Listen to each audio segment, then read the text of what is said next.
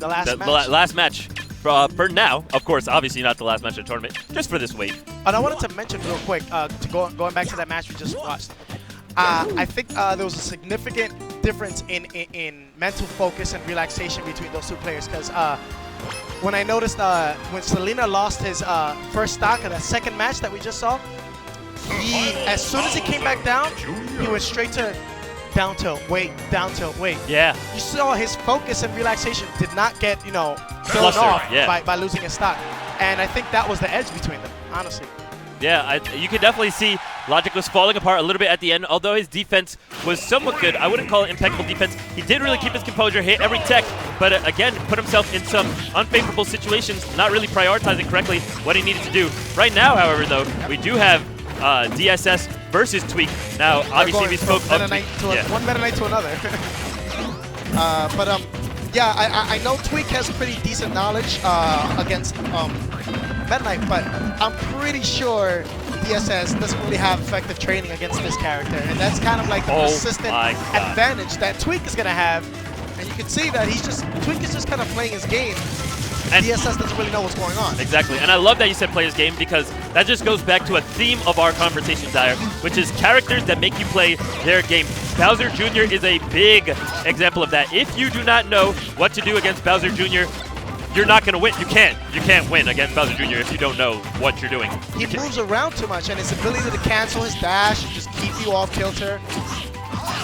Ooh, wow, nope. The great DI from Tweek getting out of that finisher.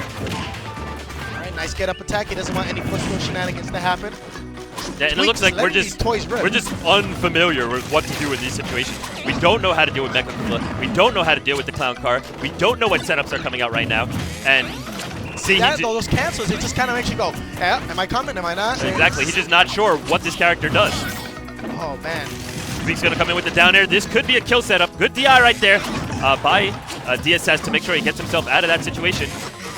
You see, what I seem to notice about DSS is that he doesn't know that the certain movements that he's doing to react to Tweek's setups is what Tweek wants you to do. Yeah. He wants you to move a certain way. He's ready with that up air. Like, he already knows that that's where you're trying to go. So you've got to be aware that that's what he wants you to do, and you've got to respond in a very atypical way.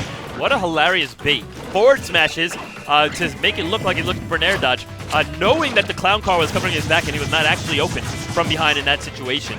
Dustly letting him get set up into that grab situation. So Tweek, again, just showing an otherworldly, next level degree of mind games right there. So clever. Tweek is pretty much, that's one of his tags, just pure cleverness. Up smash out of shield, gonna be closing it out right there. And Tweek looks better and better and better every time I see him, because I've been obviously following Tweek since he emerged onto the scene, and every single time I start watching him play at like yet another tournament, yet another major, he just keeps getting better. He's using a character that nobody knows, and he keeps pushing him further and further. I would say he's still not capped out Bowser Jr. No, because not even yet. Every time I watch this guy play, he's got new tricks. I haven't seen some of those things that he did, even though Tweek is from my region, and even though I watch him all the time, he still did something new that I haven't seen before in this match.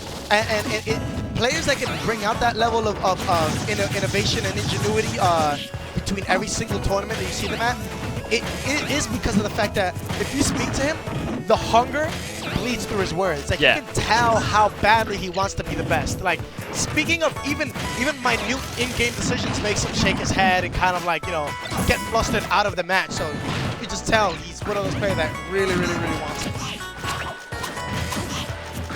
Right. Finally, DSS giving somewhat of a fight back right now, managing to get something. And at least he's learning when to hold his shield. He's like, okay, that hits me, that hits me, that hurts me. He's starting to learn at least a little bit about the character. But look at Tweek being so smart, knowing, okay, I don't want to grab the edge here. I do want to grab the edge here. I can do some edge play right here. He just got so many mix-ups. That toy off. I think he did, though. I think he was covering a specific option of maybe down B to the edge or something like that, because it didn't put him in any bad situation. The thing is, you want that toy to land on the floor.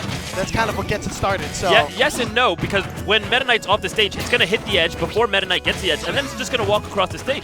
So I think he just wanted it to cover the space, right? And then he has it available to him again. See if the toy hits the floor right there. What does it really do for him? Maybe he wants to pick it up. Yeah. So Because that's kind of, to me, once you put that toy on the floor, that's what gets it started. Having it throwing out, maybe he was trying to anticipate an up B, because if you up B into it, right, that'll probably be the case. But nonetheless, he's been doing a great job of keeping up with Tweek this one stock, showing a complete 180 from the match before. And the question is, who loses the stock first? Because I feel like that's going to dictate the rest of the match's momentum. We definitely see great adjustments coming out here from DSS. And here's another thing I really like. Not only do we see great adjustments coming out from DSS, that was so good. The spot dodge, and then knowing that he would go for the continued pressure with the repeated grab for the runoff back air.